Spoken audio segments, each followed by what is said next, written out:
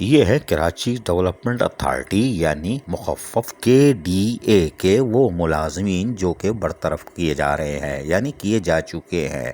10 سال تک نوکریاں کرنے کے بعد ان کانٹریکٹ ملازمین کو فارغ کیا جا رہا ہے۔ یہ ہے روٹی، کپڑا اور مکان۔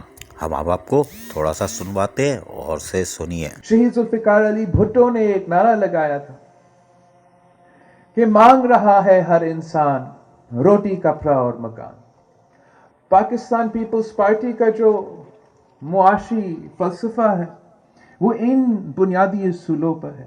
روٹی، کپڑا اور مکان کا یہ نعرہ پاکستان پیپلز پارٹی کا ہے، لیکن کراچی ڈیولپمنٹ اتھارٹی میں کانٹریکٹ ملازمین کی چھٹی ہو رہی ہے۔ کیا سنگین ساخ ہے۔ ہم حیران ہیں کہ سندھ حکومت اس کا نوٹس نہیں لے رہی۔ یہ کون لوگ بیٹھے ہیں جو 3-4 مہینے کے لیے آتے ہیں، کمرے میں بیٹھے ہوئے مسکراتے ہیں، لیکن یہ ملازمین سراپا احتجاج ہیں۔ آپ نے کتنے چولہے بند کر دیے کہ روٹی اور کپڑا مکان ہمارا دعویٰ اور منشور ہے، لیکن یہ کون سو لوگ ہیں جو روٹی، کپڑا اور مکان مانگ رہے ہیں، وہ بھی 2020 میں؟ حیران کن تصویر ہے۔ کہہ کے آ رہے ہیں، سننے کی کوشش تو کیجئے۔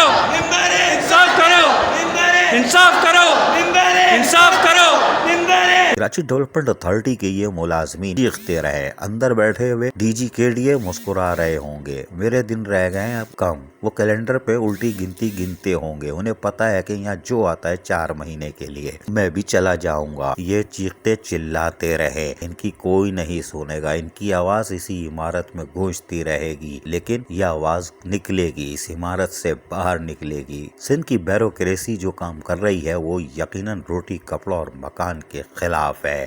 اس کا نوٹس کون لے گا ہمیں نہیں معلوم۔ عزیز عارف، KBS بلدیاتی نیوز، کراچی۔